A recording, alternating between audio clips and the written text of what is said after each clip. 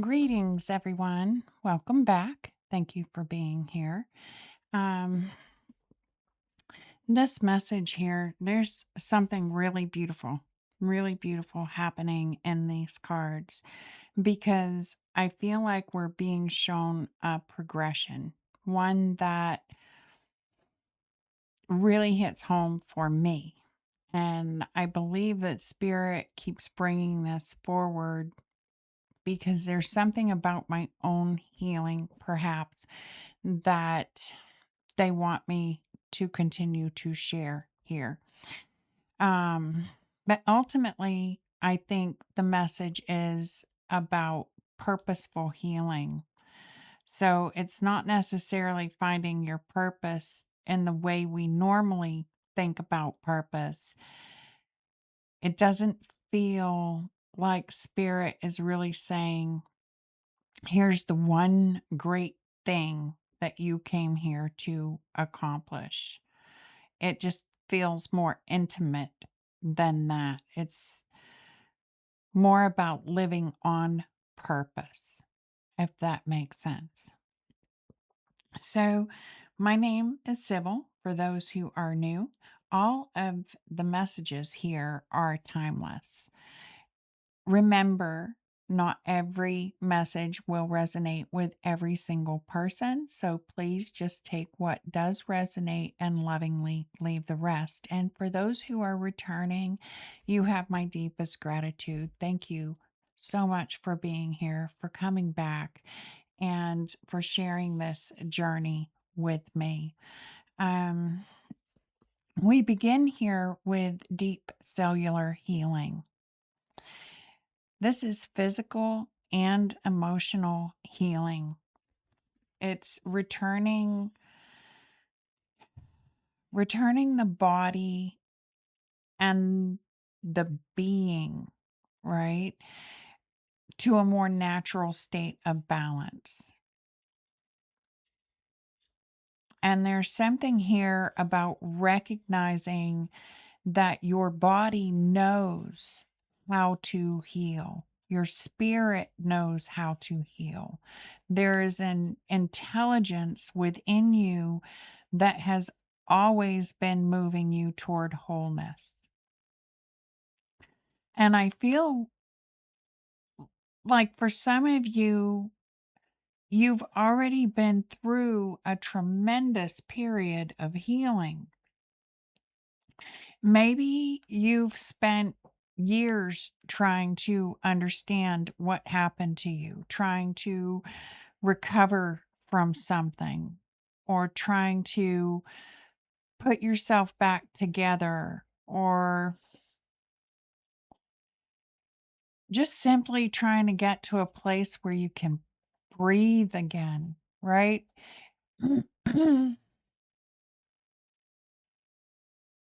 But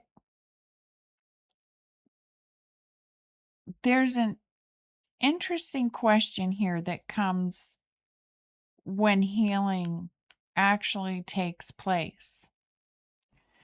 And it's one that I think I just kind of candidly mentioned in some of the previous readings is that once the healing came in for me, it was all these doorways opened up.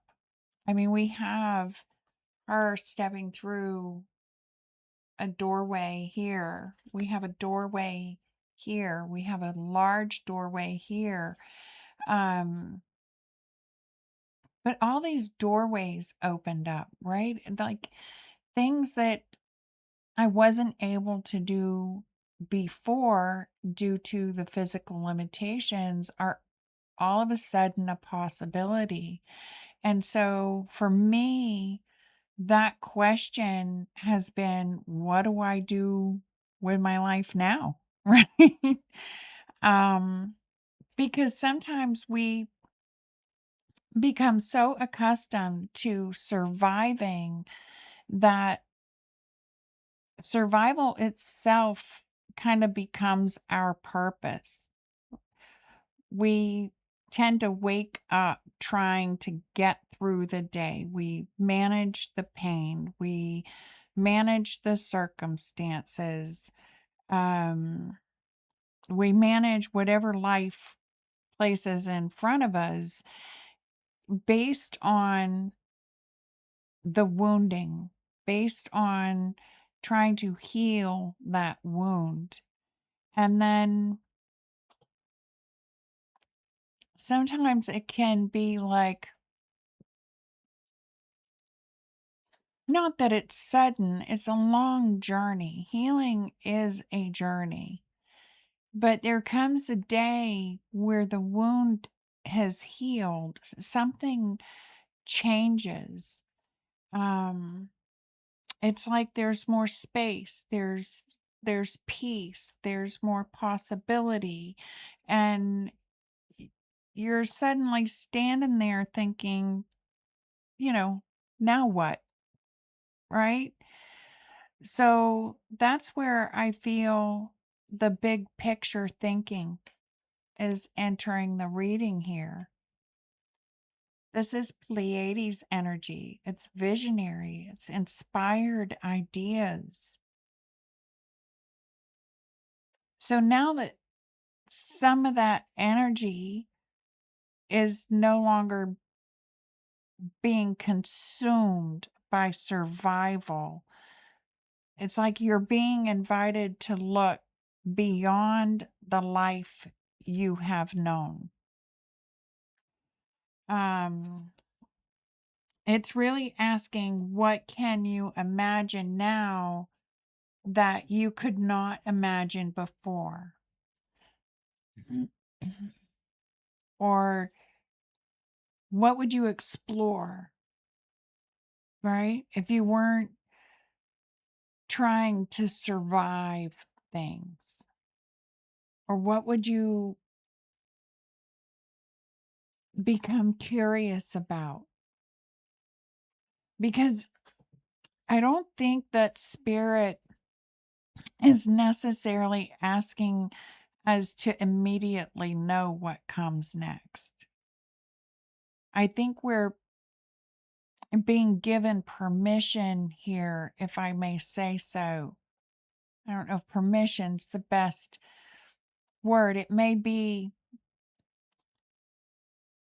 that spirit's bringing it in and asking us to give ourselves that permission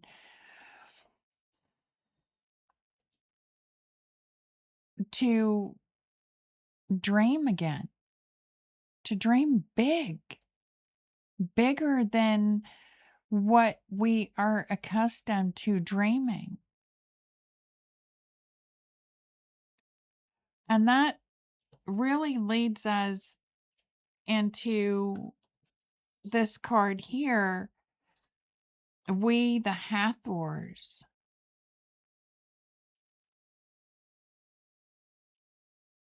because this card really speaks about birth as a portal. It's like something new is being born out of this curiosity, out of this dream.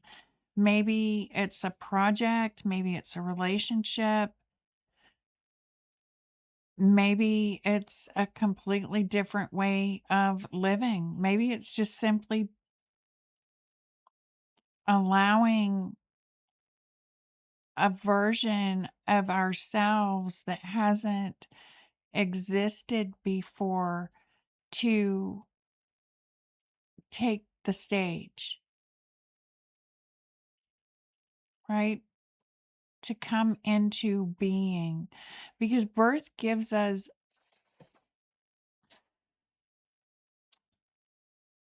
well, it doesn't give us the finish thing, right? It gives us the beginning.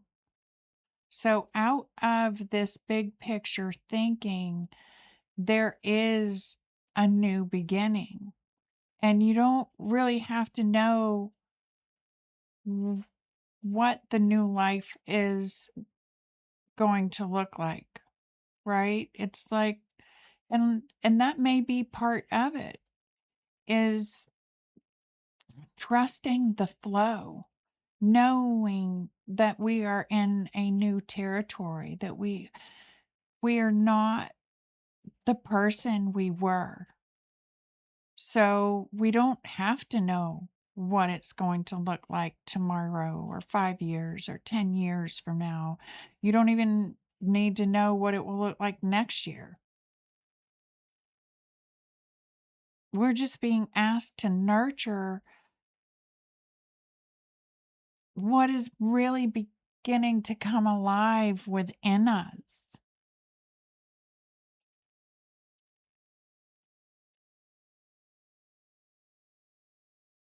Yeah. It's like you have all the ancients right here, but they're lit up with light. It's almost as though they're coming forward after being forgotten for so long,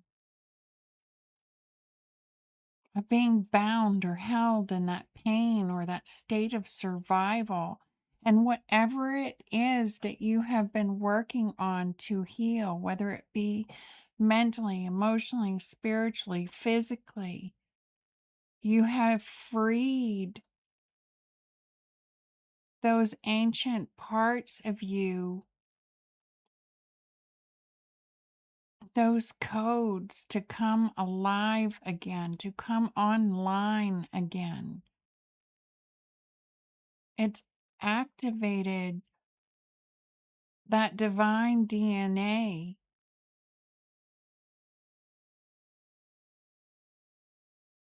Mm.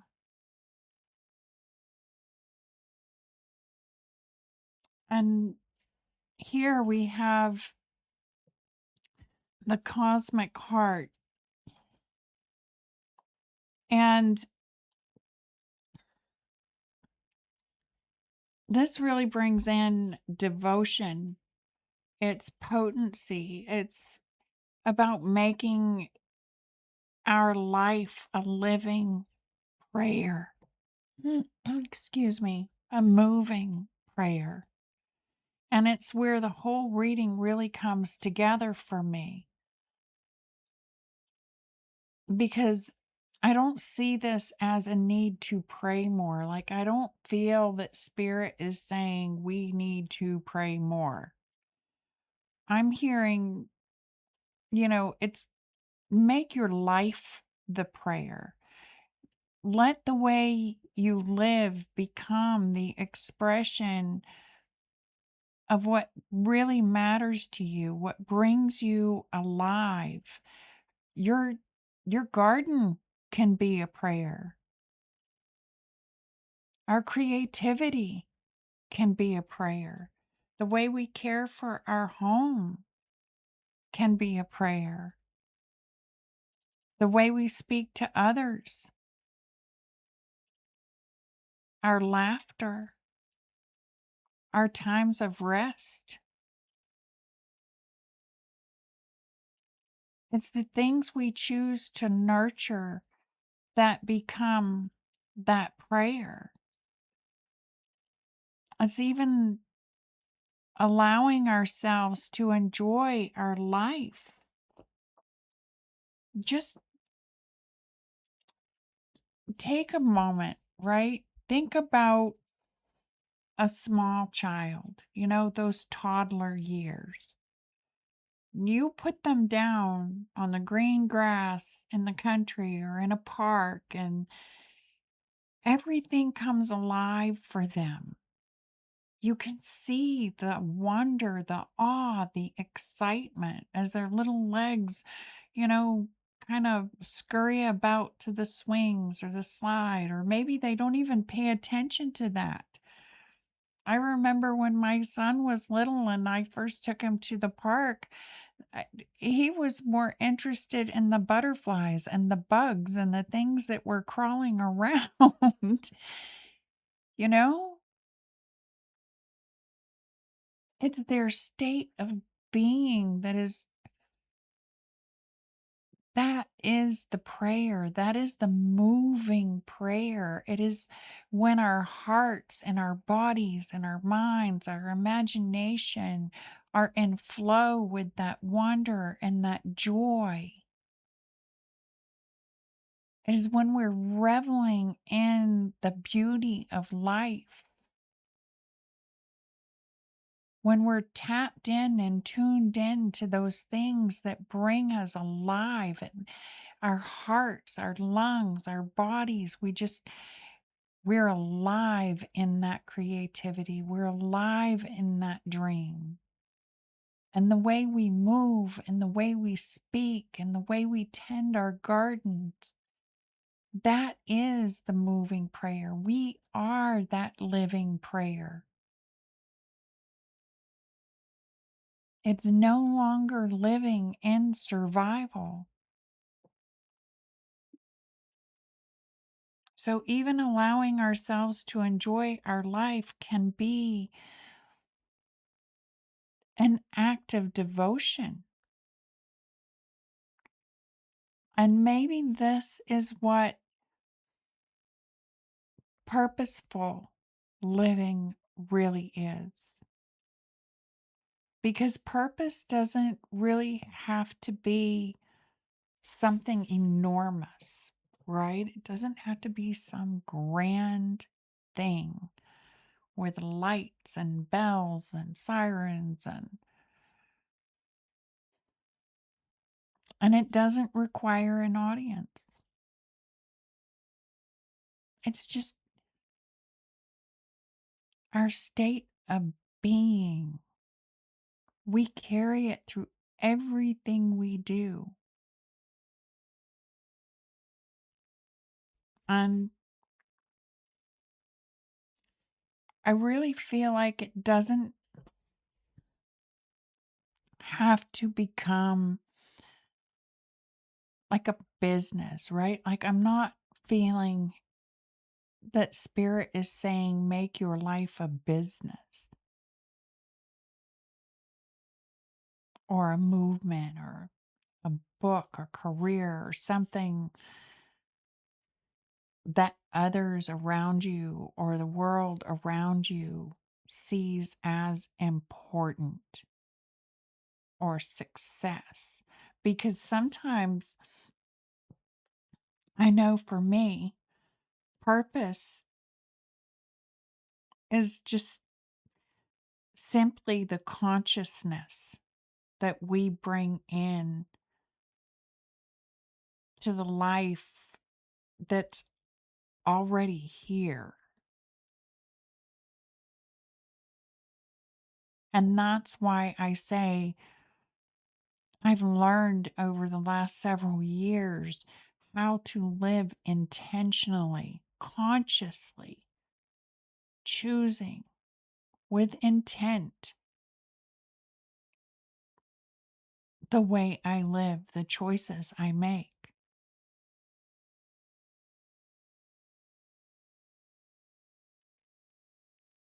And there's something here I want to bring your attention to in these cards because there are portals. I'm seeing portals everywhere. And this deep cellular healing, right? It's like there's this long passageway leading somewhere beyond where we can see. And then we have big picture thinking, and there's this enormous, like, cosmic doorway. And then here, we, the Hathors, it literally, I don't know if you can see on there, it literally speaks about birth here at the bottom as a portal.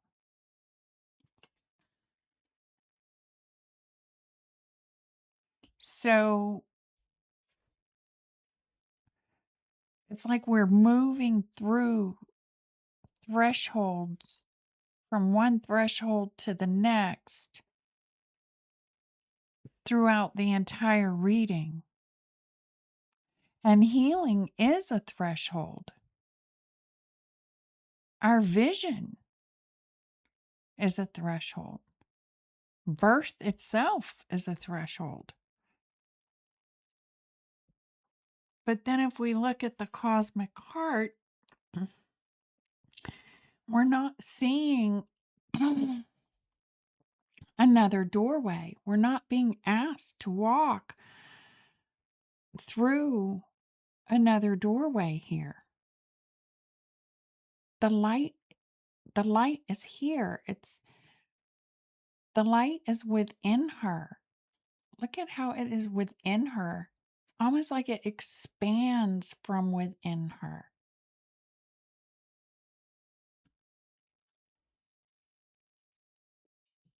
The light is within us. And I think that's really important because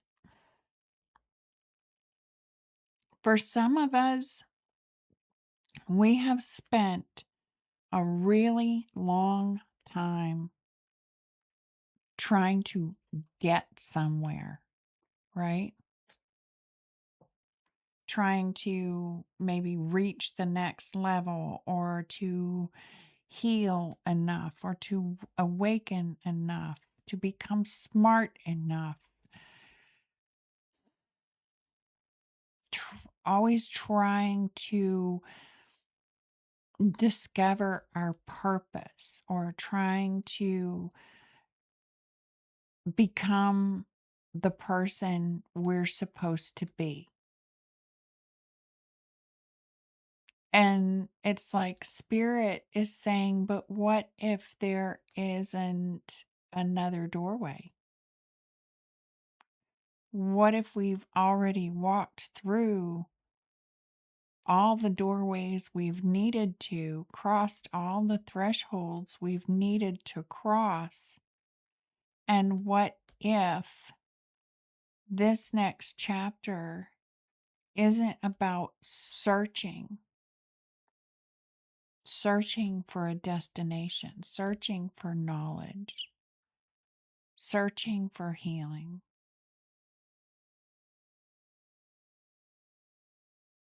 What if it's not about searching for a destination at all, for real? What if it is more about inhabiting our life fully, consciously, purposefully? And maybe that's what the word potency means. Devotion, potency. Make your life a moving prayer.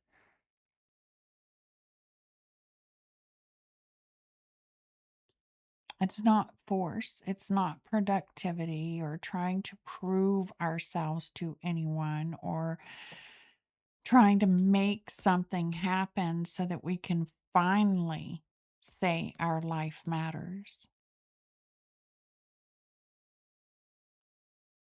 Maybe potency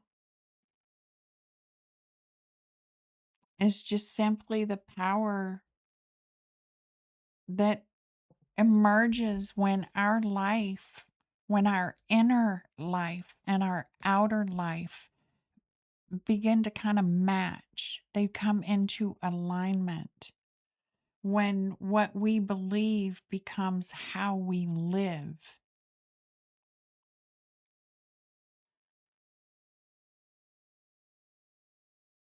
It's when we begin to nurture what we value the most.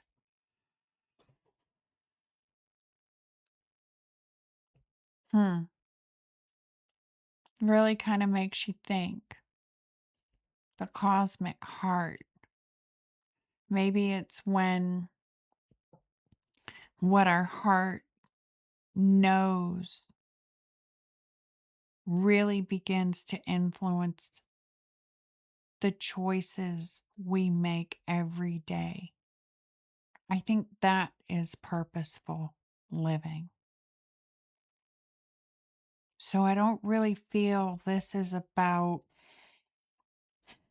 what is my purpose, right? I think it's more about how do I want to live? What do I want that to look like? What do I want my days to feel like? It's knowing now what deserves our attention. It's it's being purposeful about what we choose to nurture. It's following our heart's desire. What does it desire to create? What do we want to experience? It's not about need anymore. It's not about survival anymore. It's not about being seen or living up to others' expectations. This, I feel, is more, it's more about what do I want to be when nobody's looking.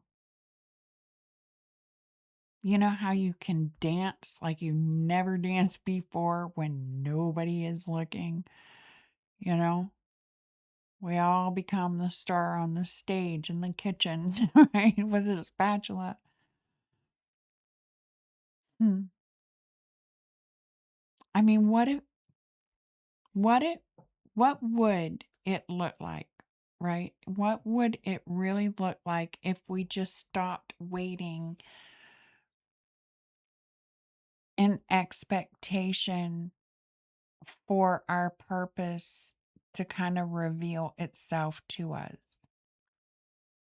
And we just simply started living on purpose. Because I feel like maybe our purpose isn't waiting somewhere in the future for us to find it, right? I believe our purpose is already here. We hold that purpose within us. It's just that we spent so much time in survival mode and then acceptance and healing, right? That somewhere along the way, that became our way of living. And I feel like now it's like our star family is bringing to our conscious awareness that the next stage of the journey is more of allowing ourselves to become the healed,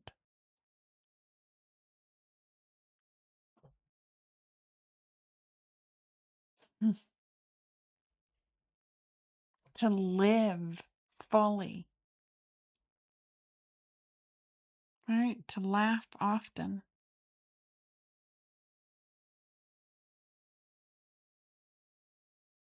Maybe our purpose is becoming visible in a way or in the way we choose to live the life that is already here.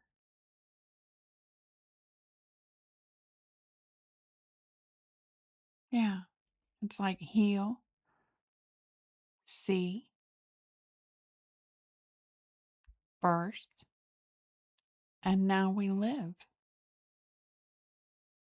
And the way that we do that becomes this sort of living prayer, this moving prayer.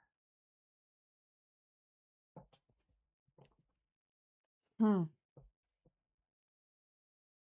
That's interesting. I want to see real quickly what comes out in the tarot, right? Oh, I got an angel card in here somehow. Let's see who that is. Uriel. Keeper of wisdom and inspiration, guidance, prophetic vision, decisions, plan of action, sparks of and inspiration. Huh.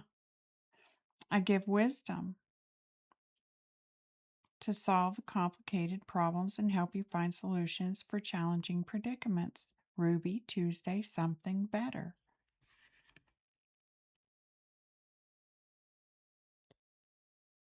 This is the solution to those problems.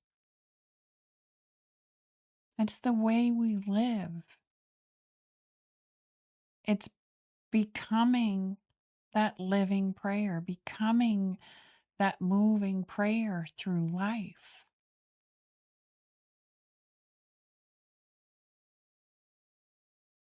It brings about the solutions. I feel like it eases the challenges.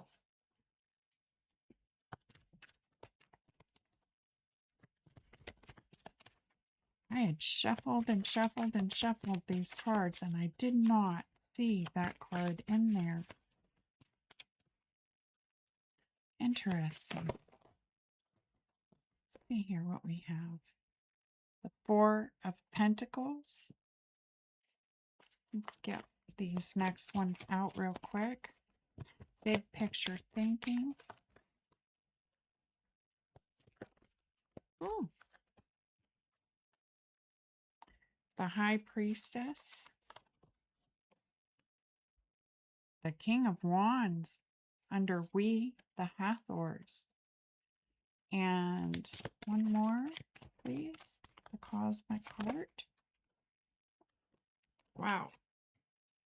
And the Queen of Wands with the Wheel of Fortune on the bottom of the deck. Let's see. Yeah, we'll put this here. And we have the Nine of Swords. Yeah. It is changing from that place where we are constantly having to look at ourselves, right? Let me take this one down real quick. Real quick.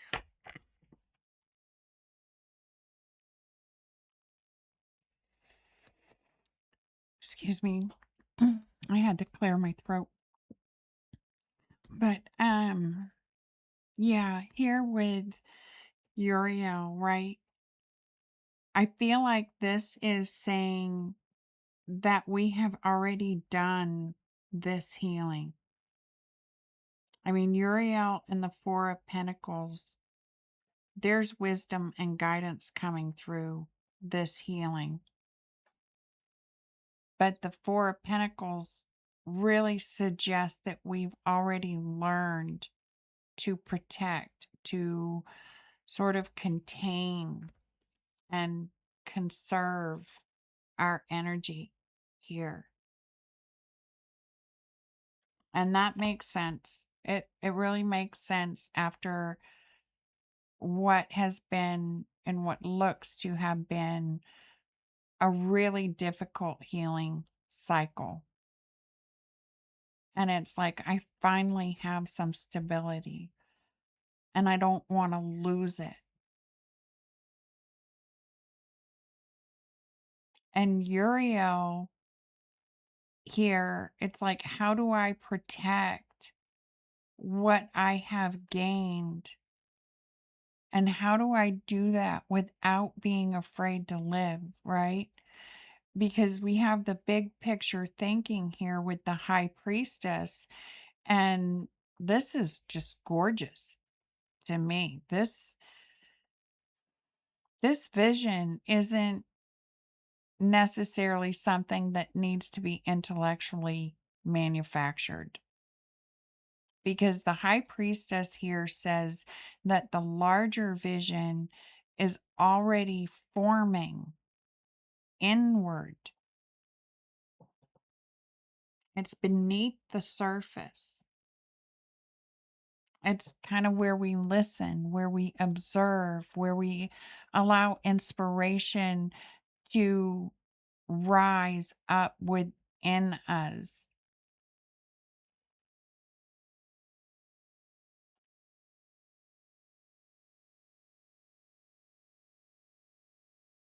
instead of looking for what am I supposed to be doing, right?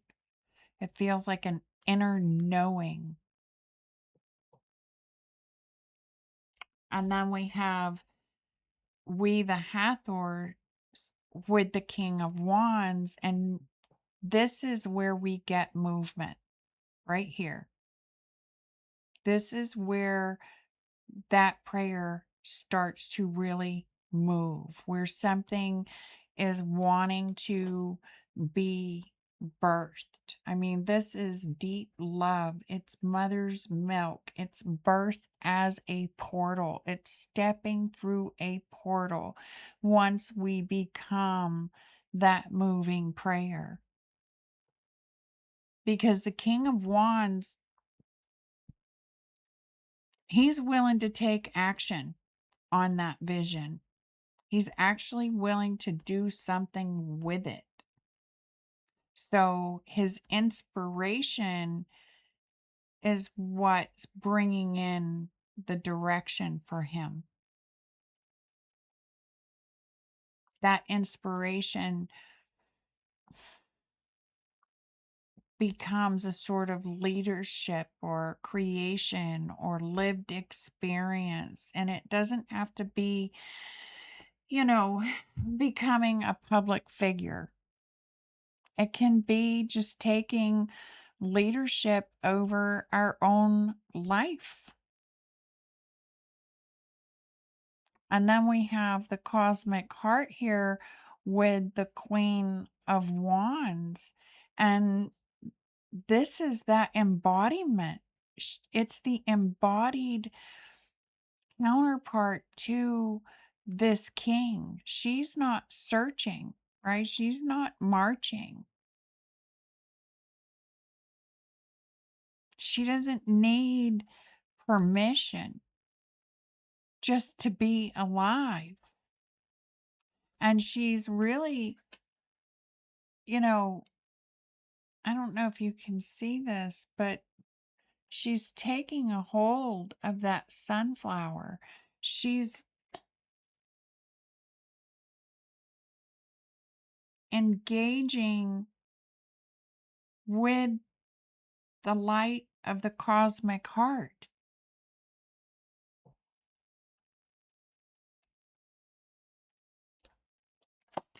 This is very creative. I feel a lot of warmth here.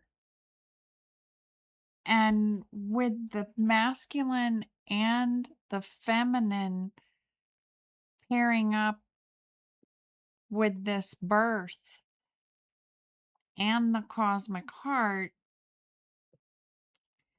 it really gives me a strong sense of creation and embodiment. So it's embodying that creation. And then we have here the Wheel of Fortune. And the Wheel of Fortune, that can be sudden change. It can bring sudden movement. It's like life begins moving again. And that may actually explain the Nine of Swords. Because I'll share a little bit more about my healing, right? So for 9 years, I was in excruciating pain. Every movement was timed, it was planned, it was chosen according to how long my body could withstand the pain that would come from that movement. Okay. So if we needed to take a trip,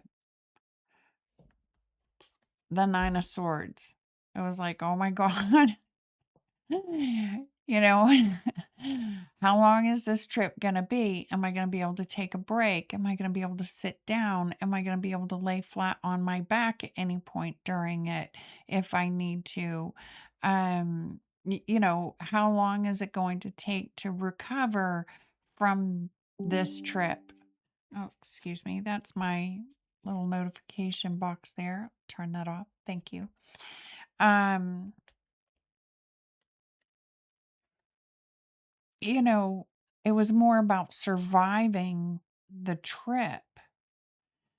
But here we know we're no longer in survival, right? We've done enough healing now that we're being called to embody this new healing, this awakening that we've all gone through, right? The knowledge, the wisdom that we've gained.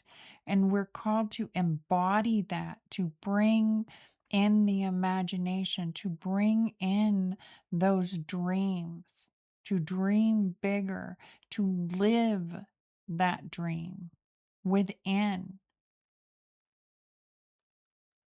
And sometimes after spending a long time protecting ourselves, protecting our peace, protecting our healing, um, our recovery, conserving our energy here, like the Four of Pentacles, she's restricted in her movement, but it's willingly. She's conserving that energy.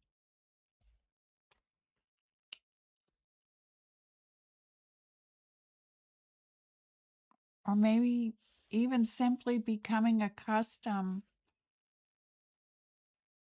to a particular version, right, of ourself.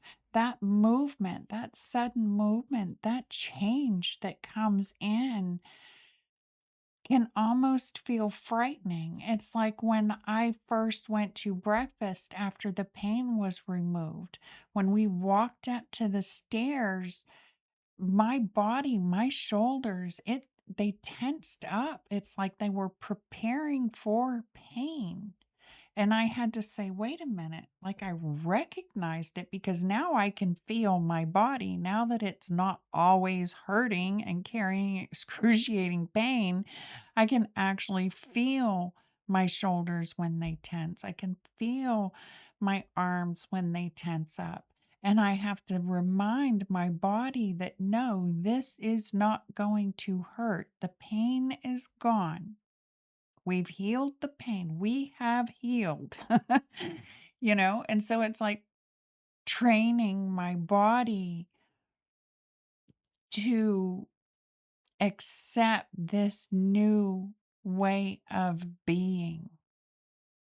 Instead of, it's like retraining the autopilot that had been created through 9 years of excruciating pain. And so I feel like this sudden movement, when it comes in, it can be a bit frightening. Even though we know it's good, there may be some automatic pilot type of energy that is still lingering from the time where we were in survival, where we were wounded, where we were still having to heal. Because the Nine of Swords, it doesn't necessarily predict that something terrible is coming out of this. And this spread, I would be more inclined to read this as maybe our mind or our body kind of responding to the uncertainty, right? It's like I say to some of my friends and to my husband quite often now that everything is new now. every movement, every trip to the store, every drive through the country, every time I get up and pick something up off the floor or clean something, it's new because it doesn't hurt anymore.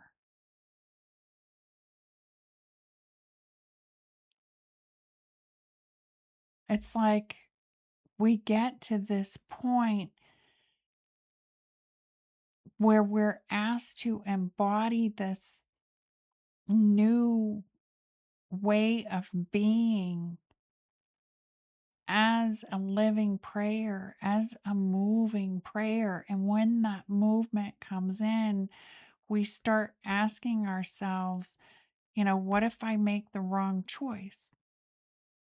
What if I lose my peace? Or what if I can't handle what's coming next? Or what if I don't know what I'm doing? Or what if the pain returns? Right?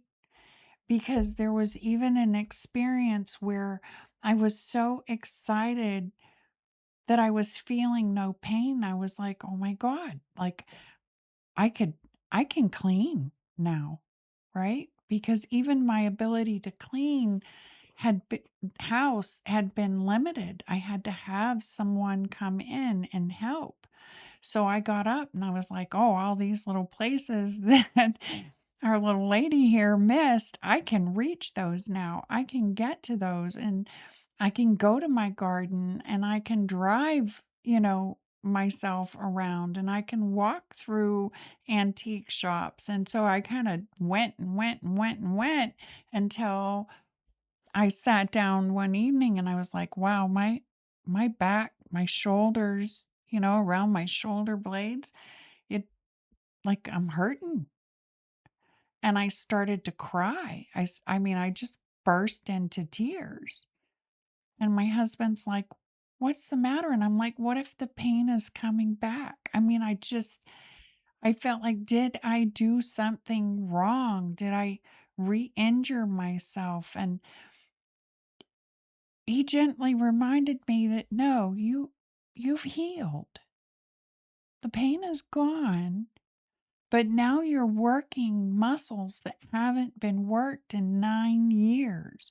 They're going to be a little tender. They're going to be a little sore. That's natural. And this is a new kind of pain. It's a good kind of soreness.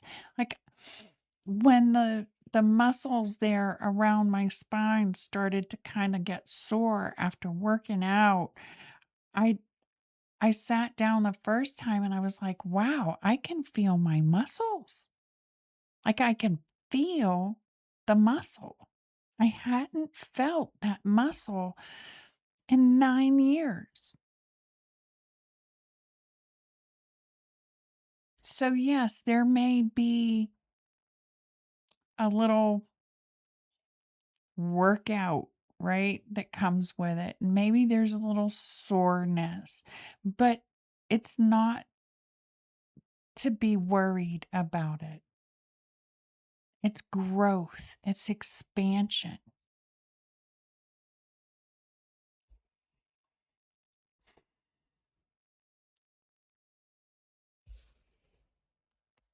Four sword or the four of pentacles. It's like we finally got something stable to hold on to. And then the nine of swords says, but what happens if I let life move through me again?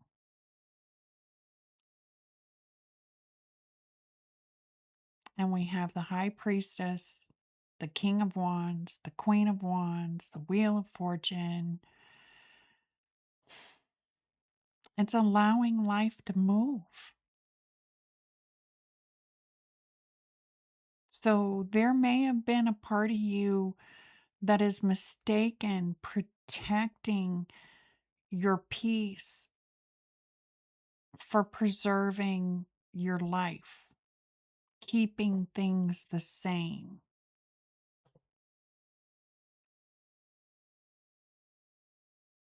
And this isn't necessarily the same thing. It's like healing gave us something worth protecting. Absolutely. Absolutely. But healing isn't really meant to turn our life into a sort of museum, right? Like we the Hathors. It's like those pieces in the back of the museum that are now moved to the front.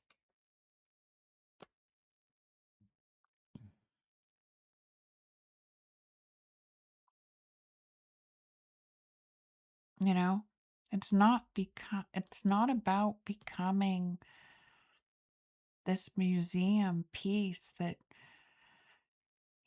needs to be protected, that can't be touched because we're afraid we might break. We heal so we can live life to the fullest. And now the wheel is beginning to move, and that movement may kind of create a bit of uncertainty. Your mind might immediately begin asking what could go wrong. But when we look at everything that stands between the Four of Pentacles and the Nine of Swords, the High Priestess is saying you can trust your inner knowing. And the King of Wands is stepping up and saying, allow your inspiration, allow your creativity, allow that dream to guide you, that inner knowing. Because this King of Wands, it's like you can choose the direction you want to go in, whatever direction that is, however you want that living to be and feel like. All it's like the universe opening up to us. And this Queen of Wands is actually matching that, in that it's like she's saying we can embody those choices fully. So we don't have to really know where this wheel is going to take us, because we are embodying life as something sacred, as a living prayer. We only have to stop believing that remaining the same is the only way to be at peace, the only way to remain healed.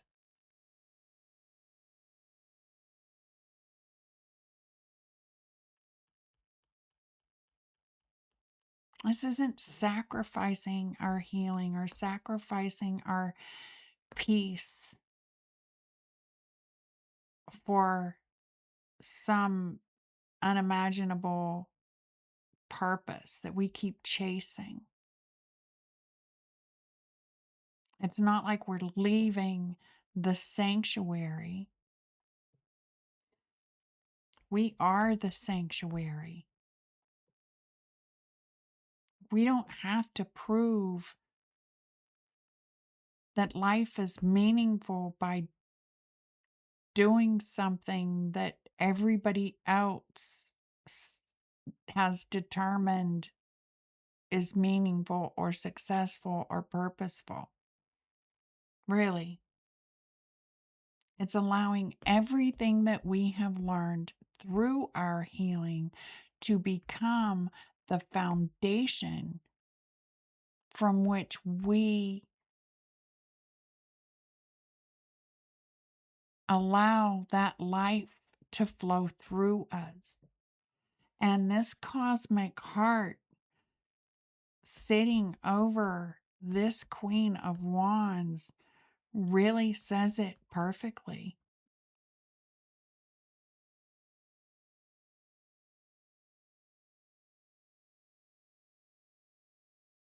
And Spirit is saying, don't just protect the life we fought so hard to recover, right? Love life enough to live it,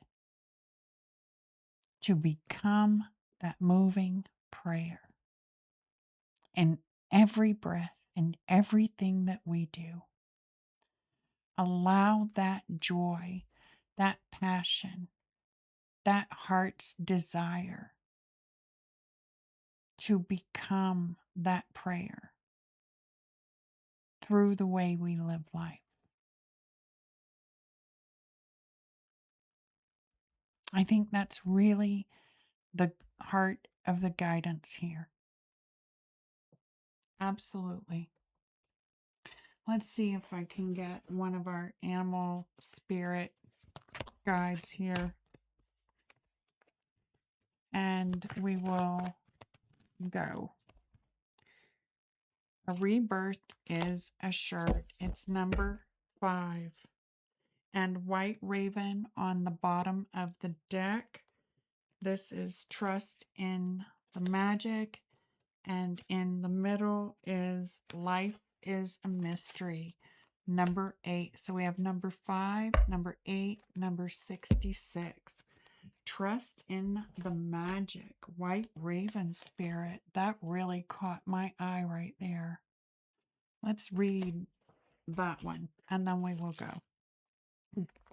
Number 66 too. That's beautiful. That's balance. That's harmony. That's peace. Wow. Very back of the book. So the oracle message is nothing in the universe is random, for the intricate web of co-creation weaves together all events and has done so since the beginning of time. Coincidences have meaning, and White Raven Spirit appears to remind you to pay attention to these synchronicities so that you might recognize patterns. Even the winds dance in a pattern, participating in the magic of Spirit's plan for all. Align with the highest good and intentions, and you will come to see that White Raven is guiding you, an ally to you and a messenger from Spirit. Align with the light, and you will start to recognize that all is working together harmoniously in ways the eyes can't always see, and the mind can't always comprehend. The universe is conspiring on your behalf right now, drawing you to the light and bringing you the magic and miracles that are your birthright. Now is the time to trust in the magic of the world that is everywhere and in all things. Pay attention to how things come together as if by magic, and you will see the hand of Great Spirit arranging things in your favor. The protection message is, are you being distracted by the illusion of a chaotic universe? Deep in your heart, you know the world is full of magic, and White Raven has appeared to remind you that the ways of the world can cause spiritual amnesia. Stay awake and alert, for Spirit wants you to enjoy the miracles all around you. And remember, the evidence of divine order can be seen everywhere. Ask for a sign, and it shall be yours. Synchronicities happen all the time. So if you are in a time of challenge and feeling cynical, all you need to do is ask for a reminder, and White Raven will appear to reassure you that all of this is leading to something better, for magic is in the wind. That is absolutely beautiful. This rebirth has always been assured. This is divinely timed and planned and guided. Know that life is a mystery and trust in the magic. Trust in that magic within you. Allow life to flow through you as a moving, as a living prayer. I want to thank you all for being here. And for those who resonate, drop a little bat emoji or a bobcat emoji or a little raven emoji in the comments. I would love to hear from you, and I will send you so much love and gratitude for the light you bring. I am now going to return your energy to you, pure and whole, as I receive my energy in return, pure and whole, so that only love remains and peace.